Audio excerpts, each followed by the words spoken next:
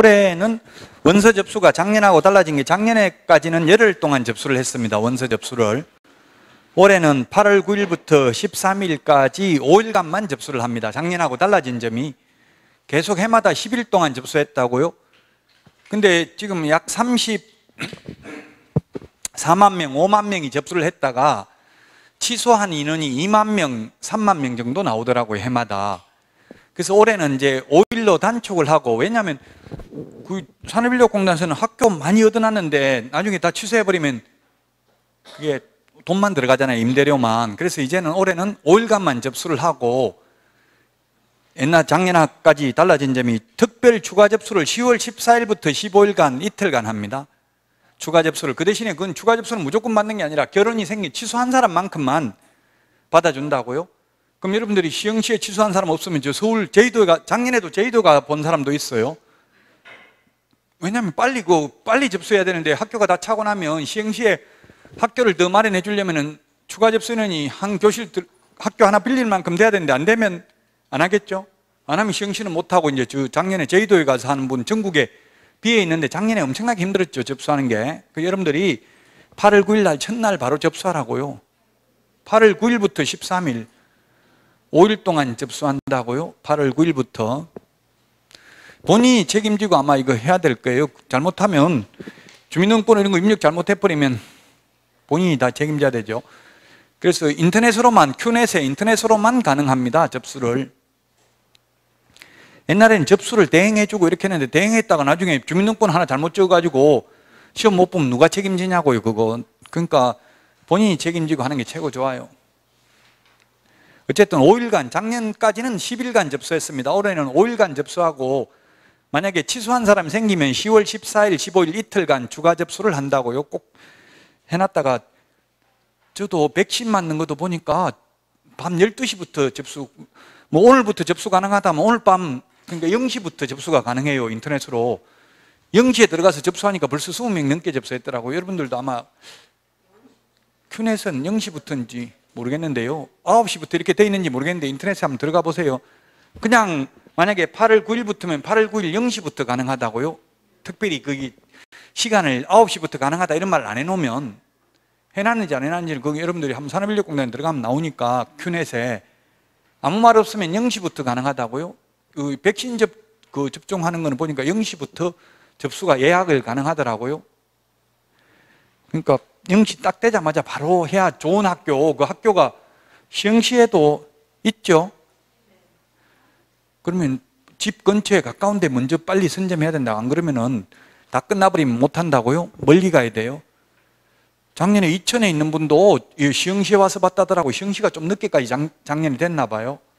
그래가지고 이천에서 접수 못하고 시흥에 와서 모텔 하루 얻어놓고 하다가 추워가지고 감기 걸려가지고 시험도 못 보고 중간에 나왔다더라고요. 그러니까 갑자기 환경이 바뀌면 힘들다고. 맨날 잠은 자던 데서 자야 되죠. 음식이야 뭐 다른 데 먹어도 되는데 잠자리 바뀌니까 힘들더라고요. 이제 접수할 때 다 돼가니까 어쨌든 8월 9일부터 13일이니까 첫날 다 접수하시라고요. 자, 195페이지 경매 매수 신청 대리입니다. 경매 매수 신청 대리. 경매 매수 신청 대리인데요.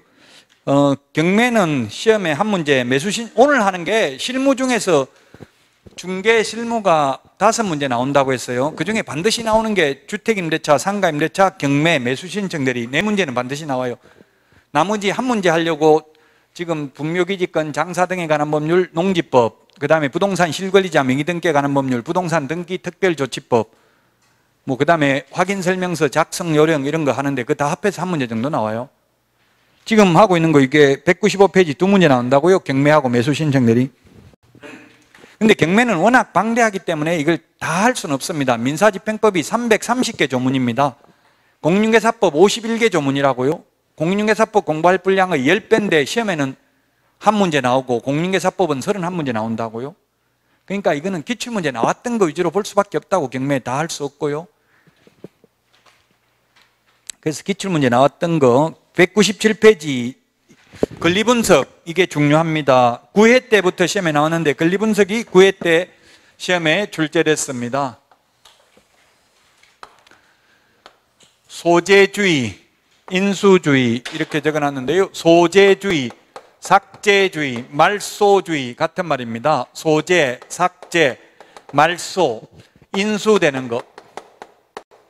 9회 때부터 시험에 출제됐습니다. 1997년도부터 시험에 출제돼 가지고요. 지금 해마다 한 문제, 가장 많이 나올 때 3문제까지 나왔습니다. 근데 지금은 3문제 안 나옵니다. 왜? 매수 신청 대리가 신설됐기 때문에 아무리 많이 나와도 2문제 나옵니다. 옛날에 매수 신청 대리 없었거든요. 2006년 전까지는. 2006년 이후에는 경매 최대 2문제 나왔어요. 자, 무조건 소재되는 거, 이거는 사실 암기를 해야 됩니다. 5개가 있습니다. 근저당권, 저당권, 담보가등기. 담보가등기는 무조건 말소됩니다. 그러면 순위 보존의 효력이 있는 보전가등기는 선수님의 말소 안 될 수도 있다는 이야기죠. 그 다음에 압류, 가압류. 이 5개는 무조건 말소된다. 이 5개는 무조건 말소되고, 이 말소되는 것 중에서 가장 앞서 있는 것을 말소기준권리라고 합니다. 말소기준권리. 학자들이 쓰는 말입니다. 시험에, 법조문에는 말소기준권리라는 말 없습니다. 이 말소기준권리보다 선순위인 권리는 인수되고, 말소기준권리보다 후순위인 권리는 말소됩니다. 전세권, 임차권 이런 게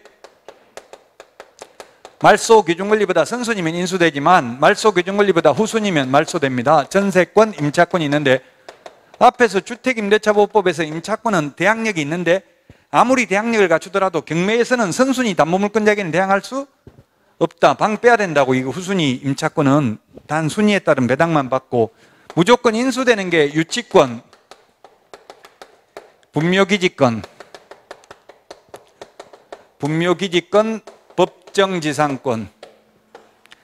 이 3개는 무조건 인수됩니다. 그래서 무조건 인수되는 권리, 무조건 말소되는 권리 뺀 나머지 권리, 전세권, 임차권, 지상권, 지역권, 환매등기, 가처분 등기, 소유권 이전 청구권, 보전가 등기는 말소기준권리보다 선순위면 인수, 말소기준권리보다 후순위면 말소된다고요. 전세권은 단 최선순위라도 배당 요구하면 말소됩니다. 근데 임차권은 배당 요구하더라도 전액을 다 배당받지 못한 경우에는 다 받을 때까지 대항력을 주장할 수 있습니다. 임차권은. 배당받는 데 있어서는 외려 그래서 임차권이 더 유리할 수도 있어요. 배당만 받는 데는. 단 임차권보다 전세권이 유리한 점은 딱 2가지죠. 전전세권, 임의경매 신청권이 있다는 것만 차이가 있죠. 그 외에 나머지는 오히려 배당받는 데는 임차권이 더 유리합니다. 자, 유치권은 무조건 인수되는데 단 유치권자는 경매 신청 기입 등기 전까지 점유는 하고 있어야 된다. 민법에서는 유치권이 성립하려면 법정 담보물이니까 점유하고 있어야 되고, 그 물건에 관하여 생긴 채권이어야 되고, 변제기가 도래해야 되고, 민법적 요건을 갖추면 자동으로 성립한다고요. 그 대신에 경매 신청 기입 등기 전까지 점유는 하고 있어야 된다. 유치권, 유치장, 교도소 유치장 하는 거하고 똑같다고. 유치권. TVN인가 보니까 그 신창원에 대해서 나오더라고. 신창원 젊은 분들은 잘 모르죠. 벌써 20년이 넘었더라고. 한 1997년인가 98년 신창원. 저도 그때 신창원 티 30만 원 주고 하나 사 입었거든요. 그때 완전히 신창원 신드롬이 일어나가지고 국민들이 막 신창원 의적으로 생각했어. 그 부자 돈 훔쳐가지고 가난한 사람 180만 원 막 기부 헌금도 내고 이랬다더라고. 교회 가서. 그 신창원이가 후회하는 그 편지에 보냈더라고요. 내가 여자 마음을 알지 못했다. 저도 몰라요. 지금도 여자 마음 몰라요. 여자는 신창원이하고 같이 동거하던 여자가 나하고 계속 사귈래 헤어질래 하니까 그냥 새 여자 있으면 데리고 와보든지 이렇게 하니, 그거는 신창원이는 헤어지는 걸로 생각했대. 그러니까 진짜 새 여자를 데리고 와서 21살 먹는 여자를. TVN 텔레비 안 봤어요. 며칠 전에. 아, 공부한다고 시간이 없어요. 저는 봤는데 그러더라고요. 그래서 여자 마음을 몰라서 결국 잡혔다 이 말이에요. 그래서 그 여자는 진짜 계속 사귀고 싶었는데 딴 여자 있으면 데려와 보든지, 그만을 왜 자꾸 헤어지냐 이런 걸 묻느냐. 이 여자는 깊은 생각을 하고 나는 계속 사귀고 싶다 이건데, 신창훈이 남자는 그냥 그대로 받아들인 거예요. 딴 여자 있으면 데려와 보라 해서 딴 여자 구해가지고 데리고 갔더니만 여자가 얼마나 열받겠어요. 질투심에 그냥 경찰에 알려버린 거예요. 어디 있는지. 그래가지고 잡혔어요, 결국.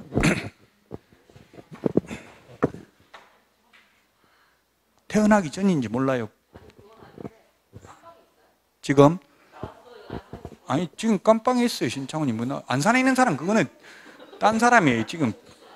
신창훈이 지금 53살밖에 안 됐어요. 지금 한 20대에 잡혀가가지고. 근데 들어보니까 안 됐더라고요. 엄마가 어릴 때 죽고 그랬는데 저도 그게 이해 공감이 가더라고요. 국민학교 갔더니만 선생님이 그 육성예비 안 가져온다고 막 때리고 애들 보는 앞에서 빨리 집에 가서 받아오라고 해가지고 그때 분노와 모욕감 이런 걸 느끼면서 악마가 내 가슴 속에 싹 텄다 이렇게 일기에 다 적어놨더라고. 일기를 다 적었더라고, 매일. 저도 많이 두드려 맞았거든요. 육성예비 안 가져온다고. 그때 어릴 때는 뭐 다 재산 얼마냐 이런 거 라디오 있는 사람 손들으라 하고 대놓고 그랬어요, 옛날에는 선생님들이. 지금 생각해보니까 진짜 저도 많이 맞은 게 지금은 가만 안 있을 텐데 그때만 해도 당연히 맞아야 되는 줄 알았어요. 돈 못 가지고 가면.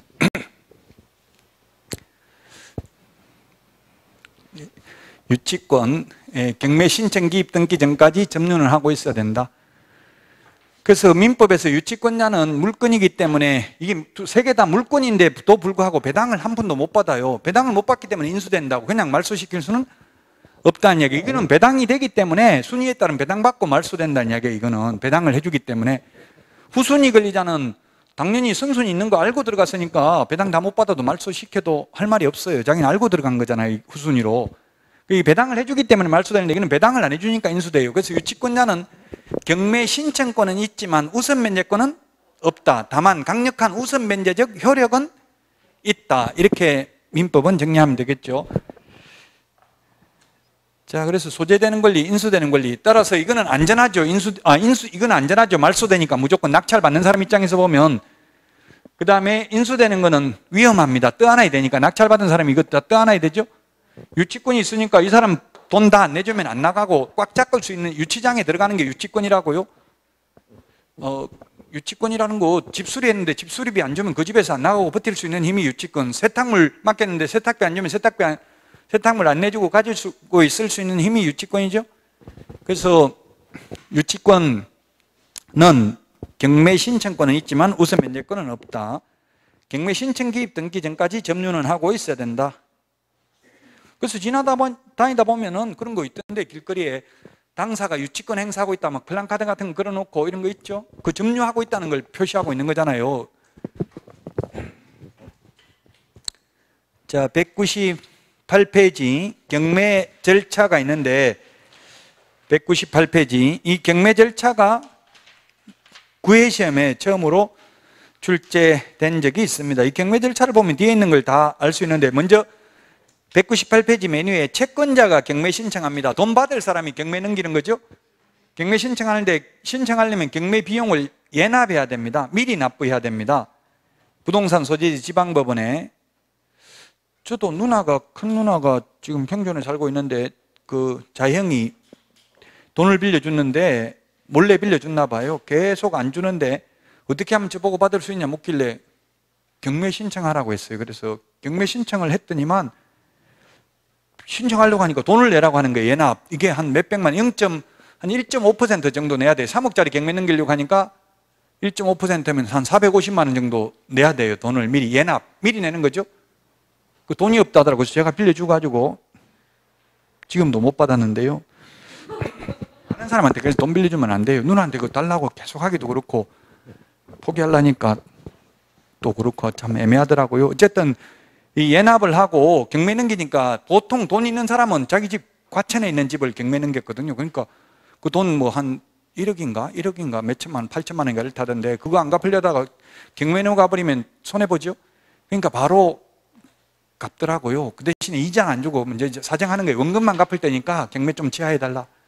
누나는 너무 좋은 거예요. 10년 동안 못 받던 거 원금이라도 준다니까 바로 합의해 줬어요. 경매 취하해주고 이거 예납한 거는 받지도 않고 저만 손해봤어요. 그래서 예납한 것도 달라 하고 이자도 달라고 해야 되겠죠. 그래가지고 이제 협상을 해가지고 그럼 이자 좀 깎자 이런 식으로 해야 되는데 그냥 바로 합의해 준 거예요. 그냥 원금만 준다니까 좋아서 10년 동안 못 받던 걸 받으니까 기분 좋은 거잖아요. 그 보통 사람은 경매 넘기면은 웬만하면 능력되면 빚을 갚아요. 대부분은. 근데 뭐 어쩔 수 없이 돈 없으면 못 갚는 거죠. 경매 넘어가도 할 수 없는 거죠. 자, 경매 준비하는 거는 별로 중요하잖아요. 이거는 법원에서 알아서 준비한다고요. 목적 부동산을 압류하고 경매 개시 결정 등기를 하고 채무자에게 송달 보내고요. 채권자에게 고지 알려준다고요. 돈 받을 거 있으면 배당 요구해라고. 그 다음에 이제 법원이 경매 개시 결정을 하는데 공공기관의 채권 통지 최고입니다. 세무서에 세금 받을 거 있으면 교부 청구하라고 최고를 해주고요. 그 다음에 부동산 현장 조사 명령을 집행관한테 합니다.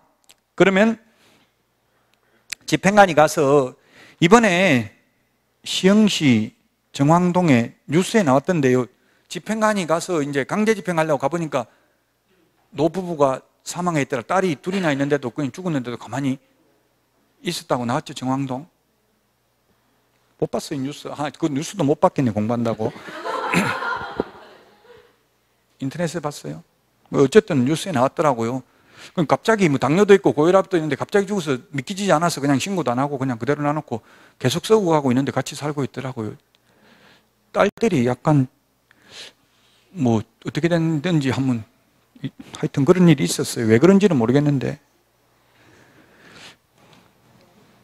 죽으면 저는 무섭던데 그 죽은 사람, 사랑한 사람 죽으면 무서운데 그 같이 계속 생활한다는 게 이해가 좀 안 되더라고요. 자, 그 다음에 감정평가사로 하여금 평가 명령을 하고 최저 매각 가격을 감정평가액을 참조해서 정합니다. 우리 경매는 완전 자유경쟁매매가 아니라 제한경쟁매매입니다.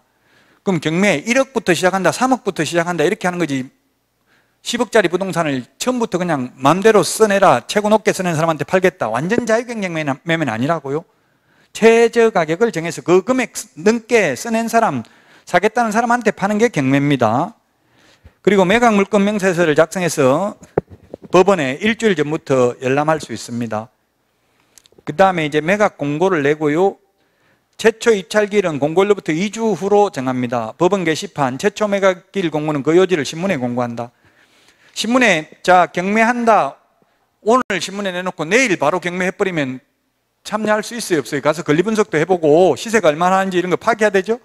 2주 후에 해야 된다고. 2주 후에 2주 동안 이제 권리 분석하고 이거 1억에 낙찰 받아가지고 얼마에 팔 수 있는가 이런 거 조사하라고 2주는 줍니다 시간을.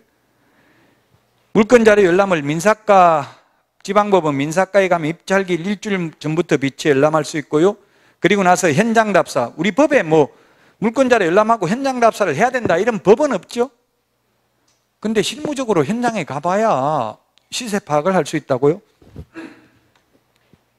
그 부동산을 해보니까 연락이 많이 와요. 무슨 아파트 뭐 이 편한 세상 102동 705호 시세 얼마입니까? 이렇게 묻는 사람이 있어요. 그래서 제가 낙찰 받으려고요 이러니까 깜짝 놀래더라고요. 어떻게 알았는데요? 이러더라고요. 그 시세를 물으면 그냥 아파트 시세 물어보지 몇 동 몇 호 시세 묻는 사람은 경매 낙찰 받으려고 그러는 거예요. 그 가격 알고 싶어가지고 얼마에 사야 이거 얼마에 팔 수 있는지를 알아야 가격을 적어낼 거 아니에요. 그래서 깜짝 놀래길래 뭐 너무 걱정하지 마시고 낙찰 받아서 저한테 의뢰하시면 제가 잘 팔아드리겠습니다. 그냥 이렇게 이야기했어요. 자, 현장 답사까지 하고 이제 경매 실시인데 시험에 나오는 거는 경매 실시 이때부터 시험에 나오는데 여러분들이 좀 법원에 한번 가보시면 이제 경매 기일날, 매각 기일날 이때부터 절차를 볼 수 있어요. 눈으로. 좀 시간이 나면 시간이 안 나더라도 한번 시간 내가지고 가보세요. 인터넷에 대법원 인터넷 그 사이트에 가면은 경매 사이트에 가면은 언제 경매하는 게 다 나와요. 안산 지원에 하겠죠. 여기는 시흥에는 없죠. 안산에 가면은 경매하는 거 한 번만 보면 절차를 보면 한 문제 맞춰요. 그 절차가 이해가 된다고. 지금 이론적으로만 듣는 것보다 직접 눈으로 가서 보면 된다고요. 저는 뭐 경매 강의를 하면서 많이 가봤는데 현장에 가보면 이게 경매법정이 우리 이거 강의실하고 똑같아요. 여기 앞에 있는 게 법대, 집행관이 마이크 잡고 이야기를 해요. 그 다음에 옆에 뭐 돈 세는 기계도 갖다 놓고 있어요. 그 격리 여자분들도 계시고요. 그 돈 얼마인지 돈 낸 거 입찰 보증금 세봐야 되니까 그 돈 틀리게 넣어버리면은 무효입니다. 그 입찰은. 그 일부러 바지 사장 이런 거 많이 나오던데요. 그 아까 빌라 사기도 바지 사장 바지 주인을 새로 다른 사람 세운다고 했잖아요. 명의만 넘겨버리듯이 경매도 바지 입찰을 많이 해요. 가짜 입찰을 많이 한다고요. 왜 그렇게 했어요? 입찰 대행을 해주면 나 혼자 단독 입찰해가지고 1억 내가지고 만약에 최저 매각 가격이 8천만 원짜리인데 혼자 입찰해가지고 1억 내가지고 낙찰 받아주면 그 낙찰 받아달라고 하는 위임인이 좋아하겠어? 안 좋아하겠어요? 8천만 원만 써내도 되는데 1억 써냈잖아요. 기분 나쁘겠죠? 그래서 바지 입찰을 하나 더 한다고 내가 1억 써내면서 9,900만 원 이렇게 해가지고 2등을 하나 적어내가지고 2등 돼버리면 2등은 돈 세지도 않아요. 1등 있으면 그냥 돈 내준다고요. 그럼 바지 입찰을 더 악랄하게 하려면 1억 써내고 1억 1천만 원 한 명 1등을 바지 입찰 시킨다고요? 그래가지고 그 사람이 돈을 만 원 적게 내버립니다. 그럼 무효가 되죠? 그럼 2등이 1등으로 올라간다고요. 그러면 맡긴 사람은 좋아하겠어? 안 좋아하겠어요? 지금, 야, 내가 운이 좋아가지고 지금 2등인데 1등 됐다. 기분 좋아하겠죠? 그렇게 기분 좋아하게 만드는 경우가 많다고요. 그 입찰 대리를 맡기면. 그 입찰 대리 하는 분들이 사기치는 게 굉장히 많아요. 지금도. 그래서 옛날에는 경매 브로커 이렇게 해가지고 입찰 대리하는 사람을 아주 부정적으로 보는 경향이 있었어요. 왜냐하면 정상적으로 해주면 안 좋아하니까 또 그걸 알 수가 없잖아요. 혼자 입찰을 할지 여러 사람이 할지 알 수가 없으니까 높게 낙찰 받아주는 경향이 있다는 이야기입니다. 자, 매각기일 날 경매를 실시하는데 최고가 매수 신고인을 결정하고 차순위 매수 신고인도 결정을 하는데 최고가 입찰자가 2명 이상이면 추가 입찰을 합니다. 2명만. 그래도 또 동점자가 나오면 추첨을 합니다. 이거 진짜 현장에 가보니까 동점자 많이 나오더라고요. 그래서 제가 경매 실무 강의를 할 때는 경매 가격을 적어낼 때는 뒤에 숫자를 무겁게 적어라 이렇게 강의를 해요. 1억 적어내면 안 된다고요. 1억 99,999원.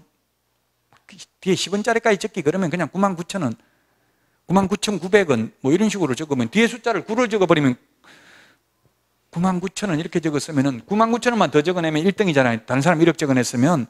근데 의외로 1억, 1억 1,000만 원 단위로 적어낸 사람이 많아요. 그 가보니까 어떤 분 남자 여자 둘 다 1억 적어냈더라고. 그러니까 이 두 사람이 추가 입찰을 해요. 그러니까 남자는 1억 500, 남자는 1억 300, 여자는 1억 500 이렇게 해가지고 1억 500 적어낸 여자분이 1등 하더라고요. 그래서 제가 여자분한테 왜 1억 500 적어냈냐 물어보니까 시세 얼마인지 파악했냐 물어보니까 아니 그냥 남자 놈한테는 내가 이기고 싶어서 높게 적어냈다 이러더라고요. 무조건 높게 적어내서 1등하면 망한다고요. 나중에 시세가 1억도 안 하는 걸 1억 500 적어냈으면 손해죠. 무조건 높게 적어내면 안 되고 시세 파악을 해봐야 돼. 이거 1억 500 적어내면 얼마 받고 팔 수 있는지를 확인해봐야 되겠죠. 중개사무소 세 군데만 가보면 시세 금방 확인할 수 있잖아요.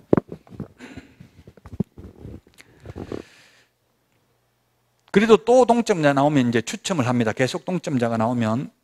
자, 근데 유찰이라고 돼 있는데 유찰이라는 건 뭐냐? 1억 이상 써낸 사람한테 팔겠다 했는데 1억 이상 써낸 사람 한 명도 없으면 유찰된 거죠. 유찰되면 새 매각을 실시하는데 그때는 가격을 깎아줍니다. 20% 또는 30% 깎아줍니다.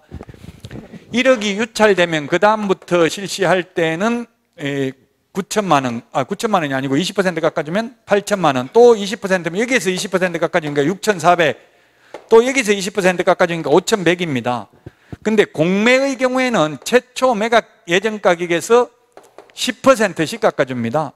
지금 박근혜 전 대통령 내곡동 집이 공매 붙여졌어요. 그 뭐 추징금인가 뭔가 안 낸 거 있나 봐요. 벌금인가 뭔가 이런 거 안 내가지고. 그럼 공매, 한국자산관리공사 공매는 최초 매각 예정 가격에서 10%씩 깎입니다. 8천, 7천. 근데 경매는 새 매각을 하려면 보통 한 달 이상 걸려요. 새 매각을 하려면 최소한. 근데 한국자산관리공사 공매의 경우는 일주일마다 다시 계속 새로운 공매 절차가 진행되더라고요. 그 일주일 1억 써낸 사람 아무도 없으면 그 다음에 9천만 원, 또 일주일 지나면 8천만 원 이렇게 계속 깎인다고요. 전두환 전 대통령 그 연희동 집은 100억에서 51억, 6번 만에 51억에 낙찰받았어요. 근데 이런 거는 낙찰받아도 명도 받기가 굉장히 어렵다는 얘기. 전두환 전 대통령도 아직도 계속 살고 있잖아요. 박근혜 전 대통령 것도 마찬가지예요. 낙찰받아도 아마 당장 강제 집행하기가 쉽지는 않다는 이야기입니다. 그래도 이제 상징성이 있으니까 뭐 받아놓는 분이 있더라고. 나중에 비싸게 팔 수도 있겠죠. 오히려 성지순례처럼 그런 걸 비싸게 또 살 사람이 있다고. 좋아하는 정치인들은 극과 극이잖아요. 좋아하는 사람도 있고 싫어하는 사람도 있고.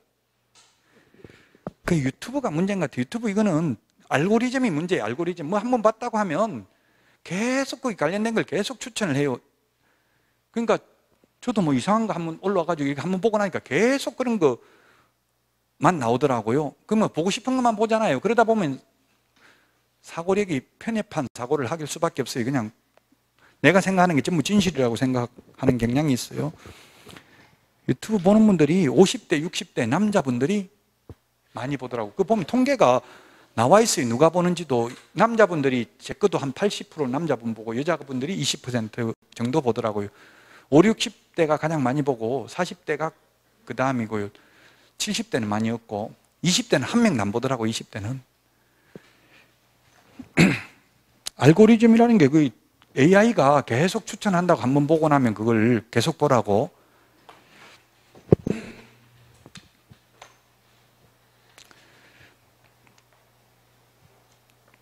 자, 그 다음에 이제 매각 허가 허브 결정 공고인데요. 매각 결정기일 날, 매각일로부터 일주일 이내에 지정되는데 이때 농지의 경우 농지 취득 자격증을 이때 제출해야 된다고요. 매각 허브 결정기일까지. 허가 불허가 결정을 하는데요. 허가가 확정되면 허가 확정일로부터 1개월 이내에 대금 납부를 해야 되고요. 대금 납부하는 순간 소유권을 취득합니다. 등기 없이도 돈 다 내면 소유권 취득하죠. 민법 187조에 의해서. 매각 대금을 다 낸 때, 매각 대금을 안 내면 재매각을 실시합니다. 새 매각, 유찰돼서 새 매각할 때는 가격을 깎아주는데 대금을 안 내서 실시하는 재매각의 경우 돈을 안 깎아준다. 그 다음에 소유권 이전 등기 촉탁, 취득세 납부 영수증 이런 것만 제출하면 등기 촉탁을 해주고요. 그 다음에 인도 또는 명도를 받게 되는데요. 정당한 권한에 의해서 점유할 수 없는 점유자의 경우 인도명령의 대상이 되는데 대금 납부 후 6개월 이내만 인도명령 할 수 있고요. 6개월 넘으면 명도 소송을 해야 됩니다. 인도명령이라는 것은 간단하게 명도받는 절차, 인도받는 절차인데요. 인도명령을 서만 가지면 곧바로 강제집행이 가능해요. 근데 인도소송 또는 명도소송을 하게 되면은 소송 비용도 최소한 변호사비 300만 원 이상 들어가고요. 소송 기간도 최소한 한 3개월 이상 걸려요. 그 지금 공매는 인도 명령 절차가 없어요. 공매는 한국자산관리공사 공매는 명도 소송해야 된다고요. 그럼 소송비도 들고 또 소송 기간도 걸리고 굉장히 어렵죠. 강제 집행하기가. 근데 경매의 경우에는 만약에 경매의 경우에는 쉽게 말하면 이 세입자가 안 나가면은 이거는 인도 명령 신청해서 강제로 내쫓을 수 있다. 강제 집행 가능한데 최선순위 임차권이면 정당한 권한에 의해서 점유하고 있기 때문에 이런 경우는 명도 소송해야 된다고요. 소송해도 패소하겠죠. 안 나가도 된다고요. 유치권자 내보내려면 명도 소송해야 돼요. 정당한 권한에 의해서 점유하고 있기 때문에 정당한 권한 없이 후순위 임차권 나가야 되는데 안 나가면 이런 사람은 인도명령 할 수 있는데 단 6개월이 대금 납부하고 6개월이 경과되면 인도명령이 안 되고 명도 소송만 가능합니다. 우리 암기 프린트 42번에 6개월에 이런 숫자 다 정리되어 있습니다. 몇 번에 있어요? 42번에.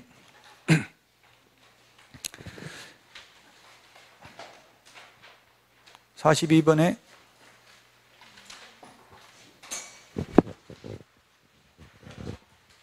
10번에 있죠. 10번 인도명령 신청 기한 대금 납부고 6개월 이내만 인도명령이 가능하고 6개월 넘으면 인도명령 안 되고 명도 소송해야 된다고요. 인도명령서만 있으면 그걸 집행권한이기 때문에 강제 집행이 가능해요. 근데 명도 소송하면 확정 판결문 받아야 되는데 판결문 받으려면 2, 3개월 이상 걸리고 빨라도 변호사 비용도 최소한 2, 300만 원 이상 변호사 비용 최소한 300만 원 이상은 달라고 해요. 변호사비는 수임 한도액이 없습니다. 변호사비 한도액 없다고 100억 받아도 돼요. 다음 판례는 형사사건에 있어서 이게 형사사건에 있어서만 구속되어 있는 거 빼주면 100억 받기로 한다. 이것만 무효예요. 그 외에는 민사소송에서는 성공보수 50% 받기로 해도 무효? 아닙니다. 받아도 됩니다.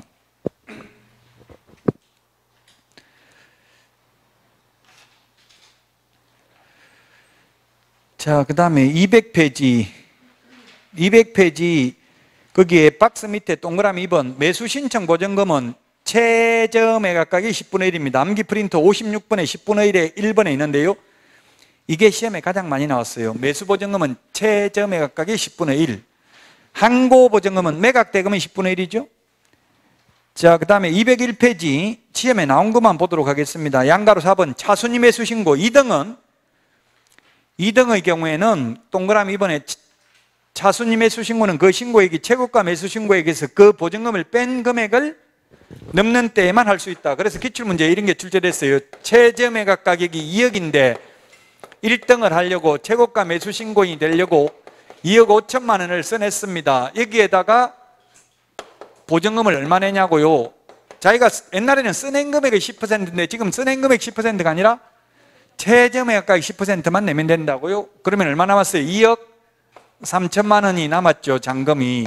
따라서 차순위 매수 신고 2등이 되려면 최고가 매수 신고인이 신고한 금액에서 그 보증금을 뺀 금액이 넘는 때만 할 수 있다고요. 2억 3천만 원보다 높게 써낸 사람 중에서 최고 높게 써낸 사람이 차순위 2등이 된다고요.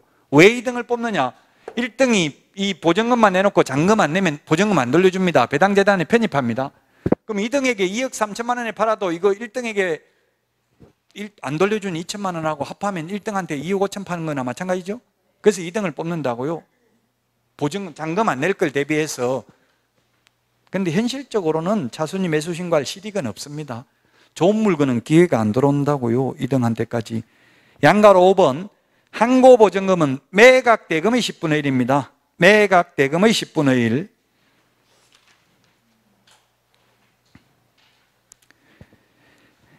(202페이지) 민사집행법 주요 개정 내용입니다. 5번에 미등기 건물도 부동산의 방법으로 강제 집행이 가능하고요. 2번 1기 2회 입찰제가 도입됐습니다. 3번 기간 입찰제, 4번 호가 경매제도가 있다.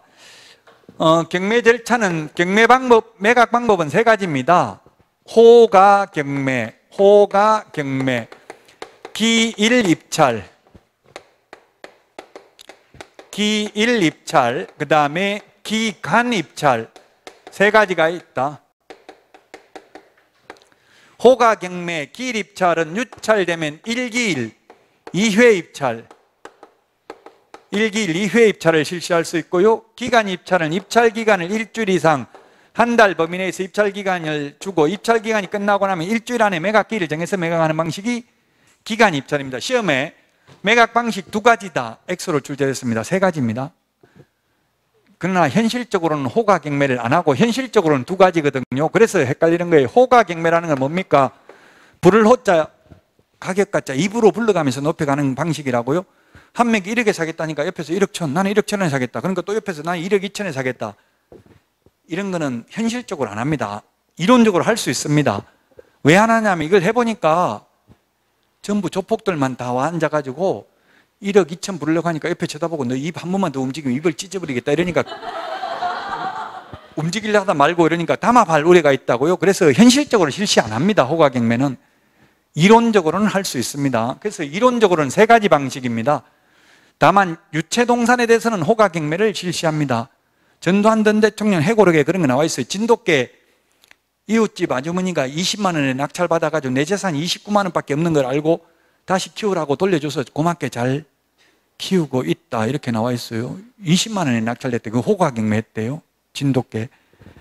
그냥 부르는 내 20만 원에 사겠다 하면 아무도 더 이상 부르는 사람 없으면 20만 원 낙찰되는 거죠. 그게 호가 경매라고요.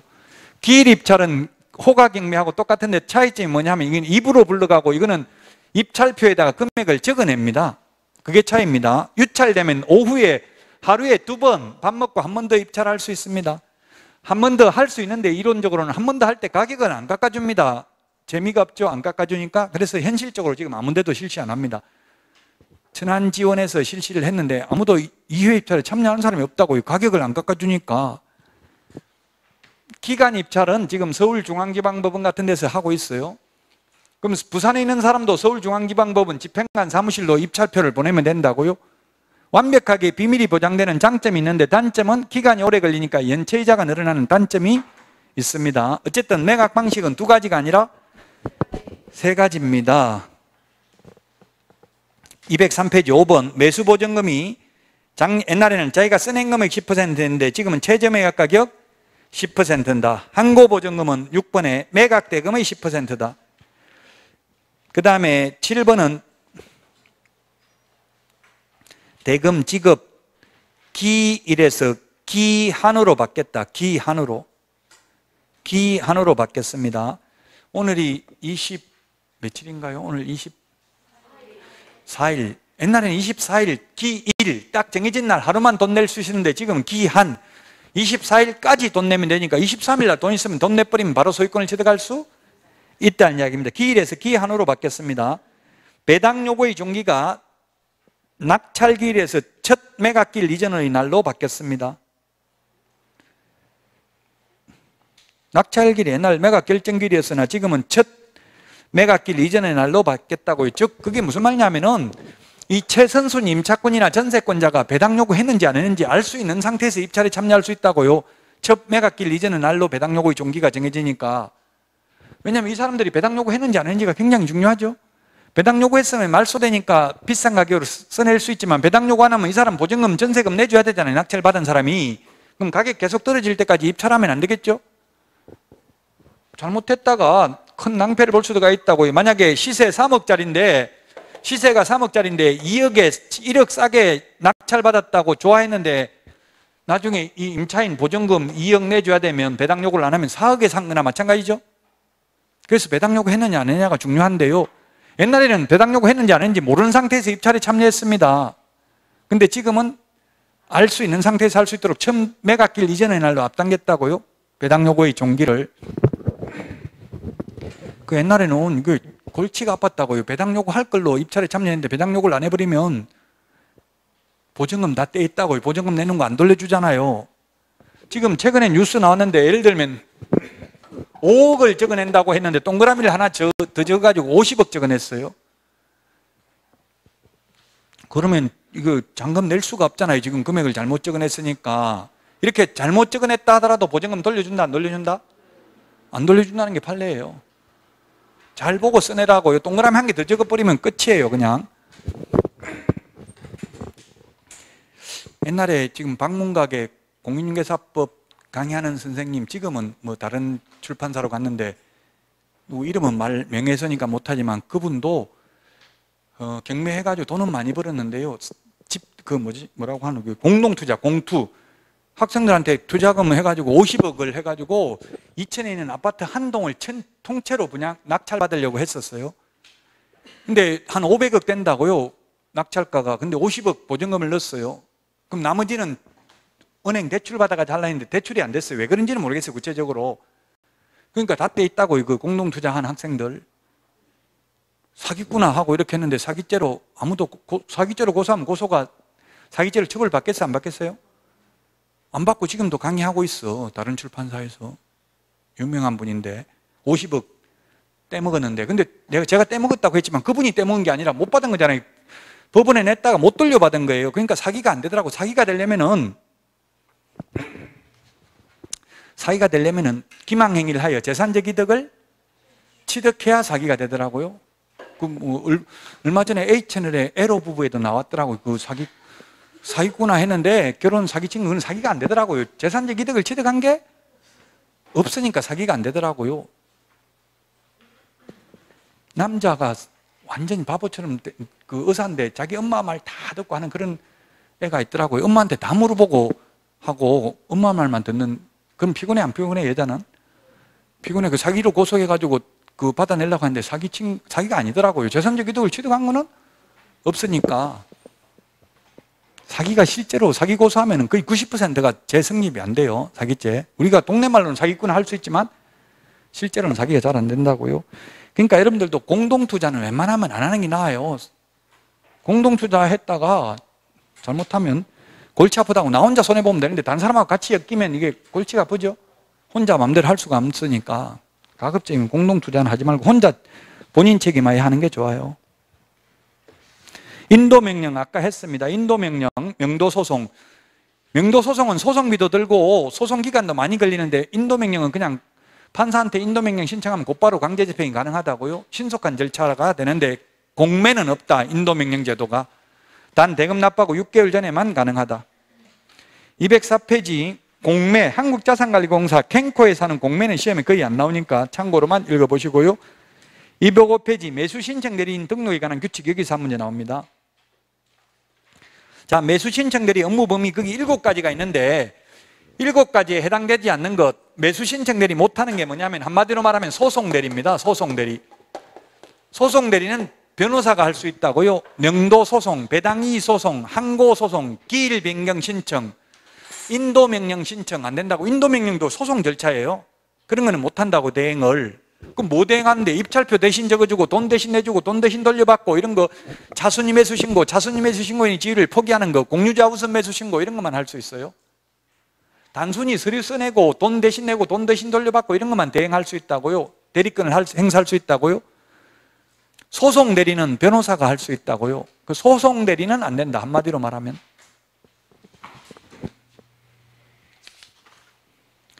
자, 그 다음에 206페이지.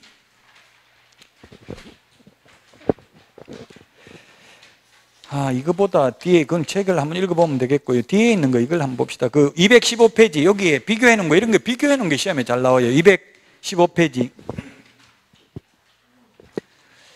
매수 신청 대리권의 범위 7가지 좀 전에 했고요. 그 다음에 그 두 번째 박스에 있는 게 왼쪽에는 매수 신청 대리 대상물, 오른쪽에는 중개 대상물이에요. 똑같죠? 매수 신청 대리 대상물이나 중개 대상물이나. 그러나 임목, 광업재단, 공장재단은 신고 대상, 부동산 거래 신고 대상물은 아니에요. 부동산 거래 신고는 토지, 건축물, 입주권, 분양권만 신고한다고 했잖아요. 임목, 광업재단, 공장재단은 중개 대상물이고 매수 신청 대리 대상물인데 부동산 거래 신고 대상물, 토지 거래 허가 대상, 농지 취득 자격 증명 대상, 계약서 금인 대상은 아니다. 한마디로 말하면 임목, 광업재단, 공장재단에 투기나 투자하는 사람은 없다는 이야기죠. 투기 투자하지 말라고요. 임목, 광업재단, 공장재단은. 오피스텔에 투자하는 것도 별로 바람직하잖아요. 오피스텔은 자금조달계획 제출 안 해도 되잖아요. 주택법상 주택만 자금조달계획 제출해야 되거든요. 법인이 취득하는 경우. 오피스텔은 주택법상 주택 아니잖아요. 그럼 오피스텔 투자 수익 별로 없다는 이야기예요. 오피스텔은 전매 차익은 별로 못 올리고 그냥 월세 받는다고 생각해야 돼요. 오피스텔을 사는 순간, 분양받는 순간 가격이 떨어질 수 있어요. 오히려 팔기도 힘들고요. 나중에 정부에서 하지 말라는 거를 해야 돈이 되나 봐요. 그러니까 그건 규제의 역설이잖아요. 하지 말라는 거 말 안 듣고 하면은 돈을 벌고, 이게 참 규제의 역설이에요. 그래서 노무현 전 대통령이나 지금 현재만 자꾸 부동산 가격이 올라가고 있어요. 옛날에 박근혜 정부 때 빚내서 살아 해도 자꾸 가격이 떨어졌죠. 영원히 올라가는 건 아니에요. 그러니까 이게 빨리 정권 바뀌기 전에 팔아야 되는 게 팔아야 될 수도 있어요. 절대적이진 않지만. 자, 그 다음에 등록 요건입니다. 등록 요건인데 그 왼쪽에 공인중개사법은 암기 프린터 3번에 있고요. 오른쪽에 보니까 동그라미 1번 개업 공인중개사이거나 법인인 개업 공개사일 것 이렇게 돼 있죠. 이거는 제가 만든 게 아니라 이게 개업 공개사이거나 이 말이 사실은 좀 바람직하잖아요. 해석상 이거는 공인중개사인 개업 공개사이거나 이 뜻이에요. 근데 매수신청들이 규칙에 이렇게 돼 있다고 조문에 그냥 개업 공개사이거나 법인인 개업 공개사일 것 이렇게 돼 있어요. 즉 중개인, 부칙 개공은 안 된다는 이야기예요. 한마디로 말하면 자격증 없는 사람은 매수신청 대리인 등록할 수 없다는 뜻인데 그 규칙 조문에는 그냥 이런 식으로 표현되어 있어요. 즉 중개인은, 부칙 개공은 매수신청 대리인 등록 안 된다. 자, 그 다음에 3번에 보니까 보증보험 공제 공탁을 미리 가입해야 됩니다. 우리 암기 프린터 56번에 1번하고 3번에 있는데요. 중개업을 할 때는 미리 가입 못하죠?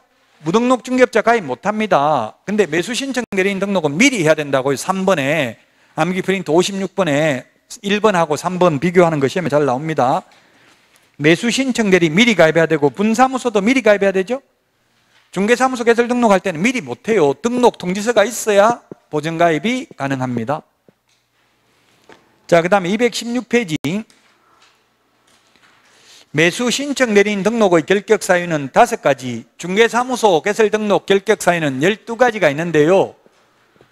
매수신청 대리 결격사유에 보면 파산 선고받은 자 매수신청 대리인 등록 못한다는 규정은 없죠? 그럼 파산 선고받은 자는 매수신청 대리인 등록 가능해요? 불가능해요? 불가능하죠. 왜냐하면 공인중개사인 개업공개사나 법인인 개업공개사만 매수신청 대리인 등록을 할 수 있다고 했고요. 파산 선고를 받으면 공인중개사인 개업공개사나 법인인 개업공개사 결격사유가 해당되니까 개업공개사가 될 수 없어요. 그럼 당연히 안 되는 거고, 그래서 이 매수신청 대리 결격사유 5개는 중개사무소 개설 등록 사유 12가지 외에 추가되는 결격 사유라고 보면 되겠죠? 매수 신청 대리만 더 추가되는 거예요. 미성년자 매수 신청 대리인 등록 못한다는 말은 없잖아요. 근데 개업공개사가 될 수 없으니까 당연히 매수 신청 대리인 등록을 할 수 없다고요. 미성년자는. 그 5가지는 추가되는 결격 사유입니다.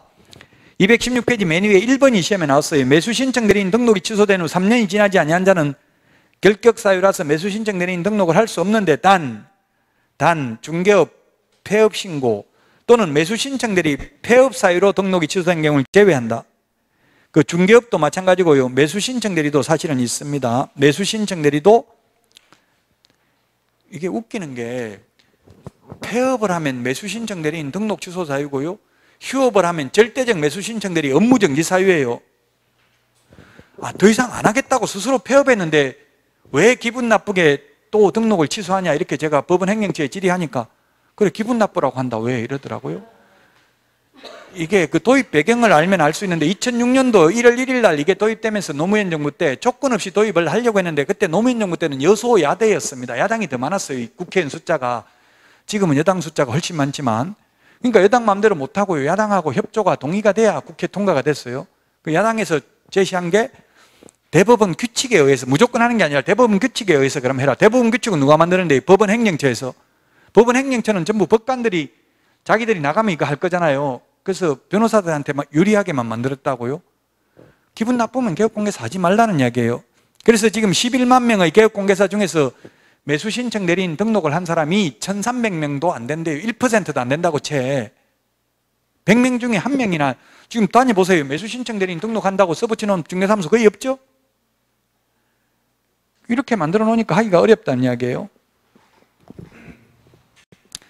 폐업을 해가지고 등록 취소되면 제지에서 등록 취소된 게 아니잖아요. 폐업에서 등록 취소됐으면 3년 안 지나도 다시 중개사무소 개설 등록을 했다면 또 매수 신청 대리인 등록할 수 있다는 이야기예요. 폐업을 해서 등록 취소됐으면. 자, 맨 밑에 등록 통지인데 중개사무소는 7일이 내죠. 암기 프린트 2번에 맨 밑에 있죠. 중개사무소는 암기 프린트 2번 맨 밑에 있잖아요. 별표. 중개사무소 개설 등록 처분 통지는 7일인데 매수 신청 대리인 등록은 14일. 217페이지 실무교육. 우리 암기 프린트 53번에 있습니다. 중개 실무교육은 모든 임원, 사원, 전원이 다 받아야 됩니다. 자격증 없는 임원도 실무교육 받아야 되죠? 매수 신청 대리 실무교육은 대표자만 받습니다. 대표자만. 왜? 법원에 대표자만 출석할 수 있습니다. 자격증이 있는 임원도 매수 신청 대리를 못합니다. 못하니까 받을 필요도 없습니다. 교육을. 제가 이것도 건의했어요. 우리 중개업은 소속공개사 중개 업무 할 수 있잖아요. 계약서 쓸 수 있죠. 소속공개사도. 근데 매수 신청 대리 입찰표 대신 적는 거는 오직 대표자만 적어요. 대표이사만. 그래서 제가 사장은 경영에 전념을 해야 되는데 전국 법원에 떠돌아다니면서 입찰표나 적고 있어야 되겠냐. 자격증 있는 임원, 소속공개사도 자격증 땄으니까 하도록 해달라 하니까 안 된다. 기분 나쁘면 안 하면 되잖아. 이렇게 이야기해요. 웃기는 거잖아요. 이게 사장이 사실상 이게 법원에만 다닌다는 게 웃기는 일이죠.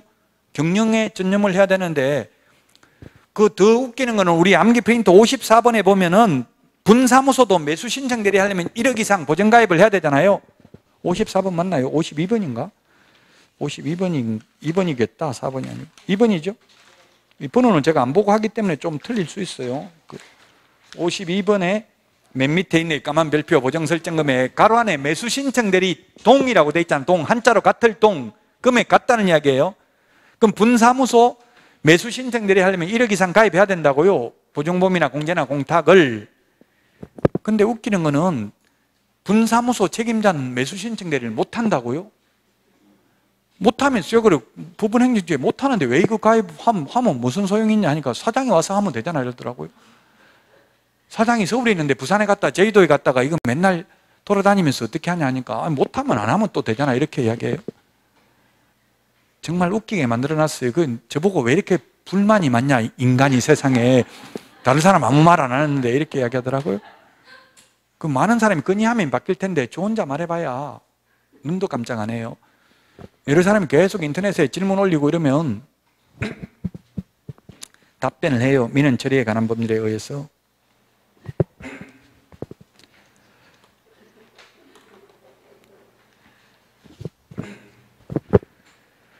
제가 그 시흥도시공사에도 질문 올렸는데 고객 알림인가 뭐 있더라고 홈페이지에 올렸는데 답을 안 해주더라고요. 그래서 제가 민원 처리에 관한 법률에 의해서 2주 안에 해줘야 되는데 왜 안 해주냐 하니까 아직 2주 안 지났다더라고. 2주 안에는 하겠다 이러더라고요. 원래 했냐면 저기 장현지구에 B10 그 택지지구에 이 편한 세상에 분양하거든요. 내년 초에 2월 정도에. 혹시 시흥에 사시는 분들은 30% 시흥에 운선 분양하니까 공공분양에 이 편한 세상이 공사는 하지만 DL건설이 공사는 하지만 시흥도시공사에서 분양한다고요. 공공분양이니까 청약통장 가입된 사람 할 수 있고 무주택자 가격은 싸게 나올 가능성이 많아요. 한 30평하고 33평 두 가지만 하더라고요. 그 언제 분양하냐 이런 거 자세하게 일정을 알려달라고 올렸는데 답변은 없어요. 제 박 점 찍고 덕 이렇게 돼 있어요. 그게 제가 올린 거예요. 혹시 김포도시공사에 들어가 보면 이름 다 안 해놓고 가운데 건 이렇게 X 해처리 해놨더라고요. 실명 공개는 다 안 해놓고 휴대폰으로 본인 인정해야 글 적을 수 있더라고요. 왜냐하면 막 이상한 글 적을 수 있었잖아요. 그러니까 누군지 다 알 수 있도록 돼 있어요.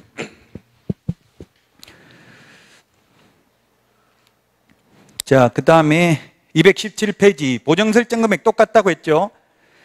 똑같습니다. 그 다음에 그 실무교육 아까 하나 안 한 게 실무교육을 중개실무교육은 대학전문대 협회 공기업 준정부기관에 위탁할 수 있죠? 매수 신청 대리 실무교육은 법원 행정처장에게 지정 승인을 요청할 수 있는 사람은 대학전문대학 협회만 가능하고 공기업 준정부기관은 안 된다. 암기 프린트 53번에도 있습니다. 그리고 법원 행정처장이 지정하는 교육기관에서 교육받아야 됩니다. 지방법원장이 지정하는 교육기관에서 받아야 된다. X입니다. 법원 행정처장입니다. 보존해야 되는 것, 매수 신청 대리 관련 서류는 모두 5년입니다. 217페이지 맨 밑에. 근데 확인설명서, 거래계약, 확인설명서 전속중개계약서는 3년, 거래계약서는 5년입니다. 보존 의무, 5년 보존해야 되는 거.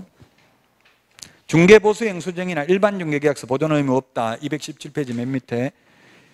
모든 과목이 이제 앞으로 여러분들이 비교하는 게 중요해요. 이렇게 비슷비슷한 내용을 비교해야 고득점 할 수 있죠. 예를 들면 건축법, 주택법 뭐 비교를 해야 되고요. 도시 및 주거환경정비법, 도시개발법 비교를 해야 되고요. 만약 민법이라면 민법 전세권, 물권인 전세권, 채권인 임차권, 주택임대차, 상가임대차 이런 거 4개를 비교해야 되겠죠. 비슷비슷한 내용을.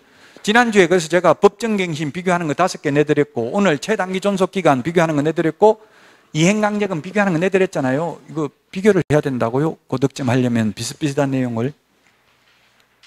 218페이지 확인 설명입니다. 우리 중개대상물 확인 설명은 암기 프린트 6번에 있나요? 기권, 가공, 상태, 환지세 9개. 6번이에요? 5번이에요? 6번 9개 있죠? 근데 매수 신청 대리는 218페이지 요약집. 거기에 4번을 몇 주 지났는데요. 3번도 시험에 나왔어요. 3번. 당해 매수 신청 대리 대상물의 경제적 가치. 이 경제적 가치는 뭐냐면 한마디로 말하면 그 사건 카드에 보니까 그 감정평가 가격을 알려주게, 그 매각물건 명세서에 보면 감정가격이 얼마인지 나와 있잖아요. 이거 감정가격 1억입니다. 근데 이거 8천만 원 낙찰받으면 세금 내고 1억에 팔면 그래도 돈 좀 남을 수 있습니다. 이런 식으로 알려줘야 된다고요. 감정가격이 있잖아요. 매각물건 명세서에 보면 감정가격 나와 있죠. 감정가격은 건물하고 토지 중에서 뭐가 더 감정가격이 높겠어요? 주로? 당연히 그걸 잘 보세요. 매각물건 명세서 보면 토지가 높아요. 토지는 시간이 지나면 오히려 올라가는데 건물은 감가상각이 되니까 20년 지나버리면 장부가격 제로예요. 감가상각 되니까. 정액법, 뭐 정률법 이런 거 감가상각 있죠. 감정평가 학개론에. 보통 장부가격은 한 20년 지나면 거의 제로라고요. 건물 가격은. 그래서 전세권 설정 등기 하면 건물에 대해서 전세권 설정 등기를 주로 하니까 건물 매각 대금에 대해서만 우선 면제받아요. 근데 확정일자 받으면 토지 가격에 대해서도 우선 면제받아요. 그래서 오히려 배당받는 거는 확정일자 받는 게 더 유리하다고요. 전세권 설정 등기 하는 것보다. 그래서 둘 다 더 권리를 강화하고자 전세권 설정 등기도 하고 확정일자도 받았다가 이사를 나가버리면 확정일자 우선 면제 효력은 있어요? 없어요? 없죠. 대항력을 상실하면. 우선 면제는 대항력 플러스 확정일자잖아요. 이사 가는 순간 우선 면제 효력은 상실된다고요. 단 전세권에 의한 우선 면제는 받을 수 있죠. 두 개 다 갖추고 있으면 둘 중에 유리한 걸 주장할 수 있다고. 전세권이나 임차권 중에서. 외려 임차권이 더 유리하다고요. 배당받는 데 있어서는 확정일자 임차권이. 다만 전세권이 유리한 점은 딱 두 가지잖아요. 전전세권하고 임의경매 신청권 두 개만 확정일자부 임차권보다 유리합니다. 자, 경제적 가치 설명해야 되고요. 그 다음에 동그라미 4번 소유권을 취득함에 따라 부담 인수하여야 할 권리입니다. 우리 확인 설명은 취득 관련 조세의 종류 및 세율, 세금을 설명해야 되잖아요. 취득 관련 조세, 세금을 설명해야 되는데 경매는 세금 필요 없고 뭘 설명해야 돼요? 유치권, 분묘기지권, 법정지상권 있는지 이걸 설명해야 되죠. 인수되는 권리, 떠안아야 되는 권리 있으면 설명해야 된다고요.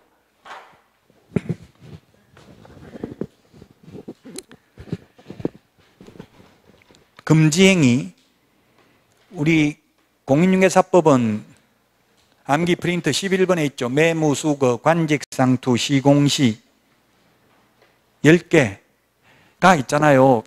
근데 매수 신청들이 금지행위는 시험에 나왔던 게 밑줄 안 치놨는데 2번, 3번이 시험에 나왔었어요. 나머지는 읽어보면 다 알 수 있고 2번, 3번만 좀 헷갈려요. 2번 매수 신청 대리인이 된 사건에 있어서 매수 신청인으로서 매수 신청을 하는 행위. 3번 밑줄 치시고 동일한 부동산에 대하여 이해관계가 다른 2명 이상의 대리인이 되는 행위. 2명한테 내가 낙찰받아 줄게 하고 권리분석, 상담 및 권리분석 보도 받아 챙기면 안 된다고요. 50만 원. 그거 사기죠, 사기.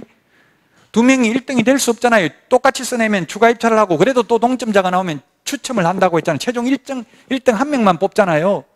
근데 2명한테 내가 낙찰받아 줄게 이렇게 해서 돈 받아 챙기면 안 된다고요. 옛날에는 남자가 두 여자한테 당신만을 사랑한다 하면 혼인명제 간음죄로 처벌받았어요. 지금은 혼인명제 간음죄는 아니고요. 두 사람한테 다 결혼하겠다, 사랑한다 해놓고 돈 뜯어내면 사기죄로 처벌받아요. 돈만 안 뜯어내면 사기 아니에요.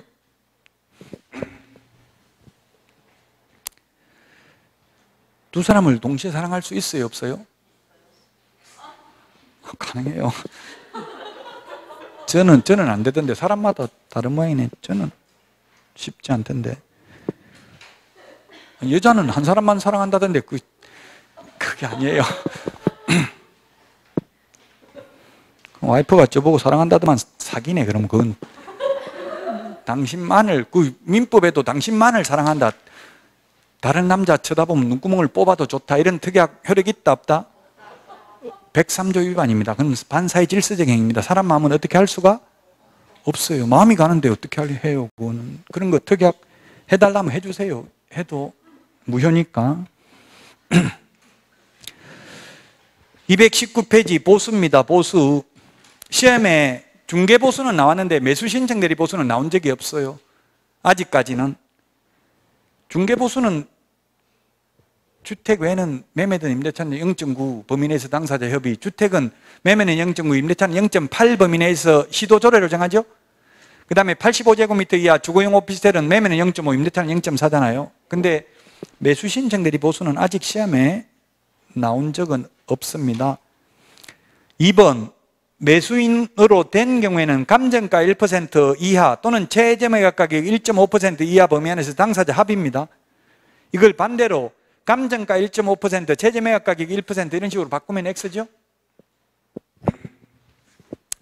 시험에 나온 적은 없으니까 참고로 읽어보시고, 우리 암기 프린트 52번에 11번부터 19번까지 정리는 되어 있습니다. 아직 시험에 나오진 않았지만 11번부터 19번까지 매수 신청 대리와 관련된 보수 시험에 나온 적은 없으니까 넘어가고요. 일단 219페이지 지도 감독 1번, 2번 있는데 암기 프린트 12번에서 앞에서 했습니다. 12번에 까만 두 번째 까만 별표 밑줄 돼 있죠? 12번에 두 번째 까만 별표 지도 감독 관청 동그라미 3번, 4번에 있잖아요. 동그라미 3번, 4번. 법원 행정처장은 매수신청대리 업무에 관하여 협회를 감독하고요. 지방법원장은 매수신청대리 업무에 관하여 관할 안에 있는 협회의 시도지부와 매수신청대리인 등록을 한 개업공개사를 지도 감독한다. 동그라미 3번 219페이지 요약집 보고 있어요. 지방법원장은 매수신청대리 업무에 대한 감독 사무를 지원장과 협회 시도지부에 위탁할 수 있고 이를 위탁받은 지원장과 협회의 시도지부는 그 실시 결과를 지체 없이 지방법원장에게 보고해야 된다. 암기 프린트 50번에 동그라미 3번, 4번에 있네요. 3번에 있네요. 3번. 50번에 동그라미 3번.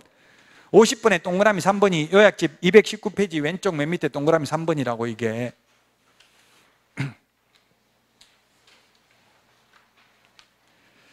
(220페이지) 등록증 반납입니다. 반납. 암기 프린터는 이게 51번 반납 제출 첨부가 51번에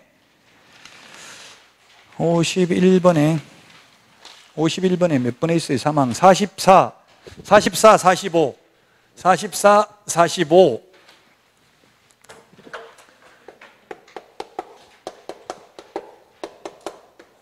47번까지 있나요?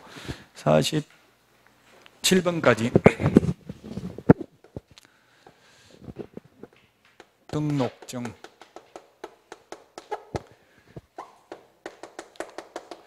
매수 신청 대리인 등록증. 지금 우리 암기 프린트하고는 조금 다르게 지금 제가 적었습니다. 같은 의미입니다. 내용은 같은 의미입니다. 사망 해산입니다. 사망 해산. 우리 프린트는 지금 사망 해산 이렇게 돼 있죠? 조금 다르게 정리했지만 같은 내용이라고요. 사망을 하면 중개사무소 개설 등록증은 반납 규정이 없다. 옛날에 있었어요. 옛날에 있었는데 제가 이렇게 질문을 했어요. 주민등록표에는 세대원으로 구성은 안 돼 있는데 제가 길 가던 여자 불쌍해가지고 같이 살고 있는데 죽었는데 제가 반납하러 가야 됩니까? 물으니까 그 세대를 같이 한다 하면 주민등록법상 세대원으로 등재되어 있는 사람을 의미하는지 알려주십시오 이랬더니만 대충 알아서 해라 이러더라고요. 그래서 그건 삭제해버렸어요. 이제 죽으면 없어졌다고 이게. 근데 매수 신청 대리는 하는 사람이 별로 없으니까, 건의한 사람이 별로 없으니까 바꾸지를 않아요. 개정이 안 돼 있어서. 옛날에 세대를 같이 하는 자가 반납한다고 돼 있어요. 이 세대를 같이 하는 자, 같이 하는 자.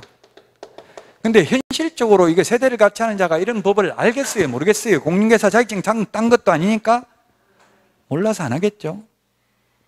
반납 안 하면 또 어떤 처벌한다는 규정도 없어요. 현실적으로 반납한 사람은 없기 때문에 이거는 삭제한 거예요. 공인중개사법은. 근데 시험에 나오면 어쨌든 매수 신청 내린 등록증은 세대를 같이 한 자가 반납해야 된다고요. 그 다음에 해산, 법인이 해산되면 공인중개사법에서는 대표자, 이 어떤 자, 지금은 회사 없어졌으니까 대표자 아니죠. 지금은. 옛날에 대표자, 이 어떤 자. 옛날에 내가 사랑했던 그녀 하면 지금은 사랑해요, 안 해요? 할 수도 있어요. 가정법 과거 완료입니다. 우리나라 말은 없는데 영어에는 사랑할 수도 있고, 아쉬울 때 쓰는 말이 가정법 과거 완료예요. 사랑했던, 지금도 할 수 있죠. 전 배우자 사랑해요, 안 해요?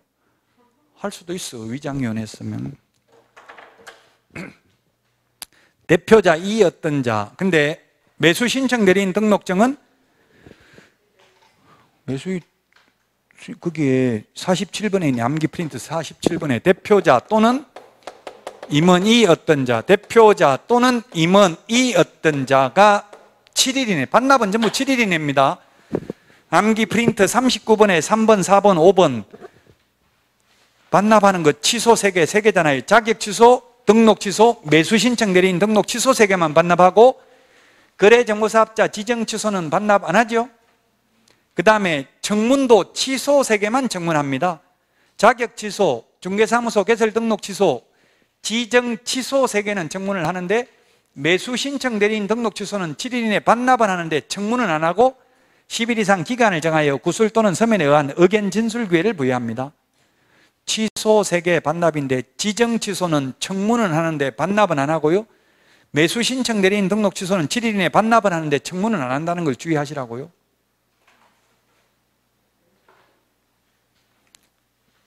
슬퍼하거나 노여하지 마시고 듣고 잊어먹고 거듭되는 고통을 받아야 돼요.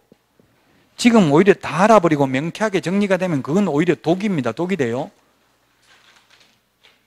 그래서 모의고사를 보는 거 이유는 자극을 받기 위해서 점수 안 나오는 자극을 받고 그걸 더욱더 열심히 한다는 자세를 해야지 점수 안 나오면 포기해야지. 모의고사 보고 나서 언니 1차 몇 점 나왔는데 이런 사람하고는 상종을 하지 말라고 인연 끊으라고요?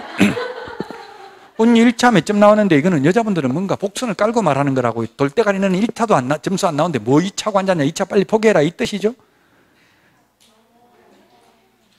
그런 뜻 아니에요. 묻지 말라고. 그냥 몇 점 나왔는 거 묻든지. 그러면 왜 1차만 묻냐고. 특히 1차만 몇 점 나왔냐 이렇게 묻는 건 악마들이에요, 악마. 1차만 묻지 말라고. 물으려면 그냥 전부 다 묻든지. 포기하지 말라고. 이때까지 왔는데 포기하면 어떻게 해요? 지금 이제 한 130일 정도 남았나요? 128일? 128일이면 아직도 하루에 한 문제씩만 하면 합격이잖아요. 128문제면 60점 넘게 나오잖아요. 자, 절대적 업무정지 사유가 있습니다. 공인중개사법은 암기 프린트 42번에 동그라미 2번에 있는데 6월 이내에 업무정지 할 수 있잖아요. 6월 이내에. 암기 프린트 42번에 동그라미 1번, 2번에 있는데요. 1번, 2번 다 시험에 나왔어. 1년 범위 내에서 업무정지 할 수 있다. X로 나왔다고. 1년이 아니고 6개월입니다. 근데 매수신청들의 업무정지는 1월 이상 2년 이하고요. 절대적 업무정지가 있어요. 절대적 업무정지. 절대적 업무정지에 동그라미 1번만 좀 밑줄 치세요. 휴업. 휴업하면 절대적 업무정지, 폐업하면 절대적 등록 취소입니다. 휴업해가지고 업무 안 하겠다고 하는데 굳이 왜 업무정지를 하느냐, 기분 나쁘게. 이렇게 했더니 그래, 기분 나쁘라고 이렇게 하더라고요. 휴업하면 업무정지 반드시 하고요, 폐업하면 반드시 등록 취소한다고요. 웃기죠? 기분 나쁘게 만들어놨어요. 자, 그 다음에 220페이지 맨 밑에 명칭 표시 등입니다.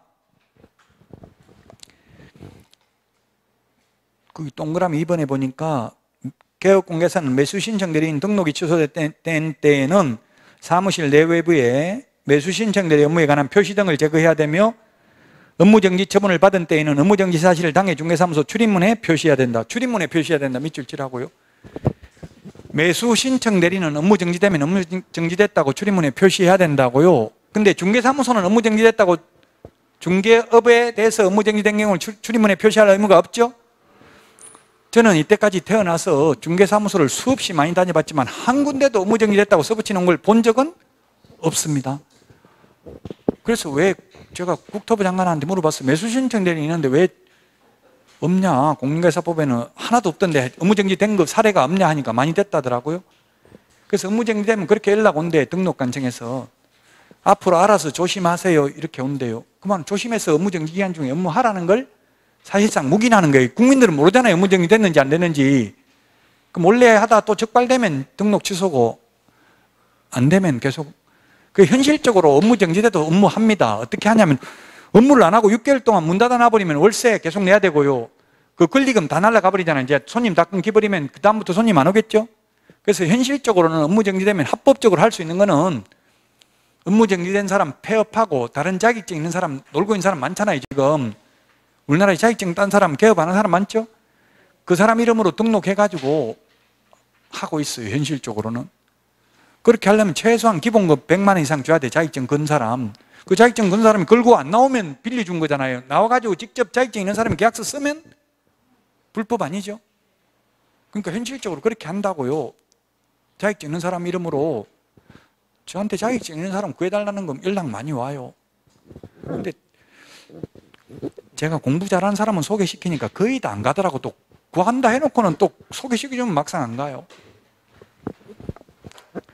그 취직을 해보는 게 좋은데 이것저것 다 따지고 뭐 월급 따지고 뭐 따지고 다 따지면 갈 때 하나도 없어요. 좀 힘들게라도 일단 한 1년만 남 밑에 있어 보는 게 좋아. 어떤 데든 사기를 치든 뭐를 하든 직원이 책임지는 건 아니잖아요. 사기치도 사장이 책임지지 직원들은 그렇게 위험하지 않아요.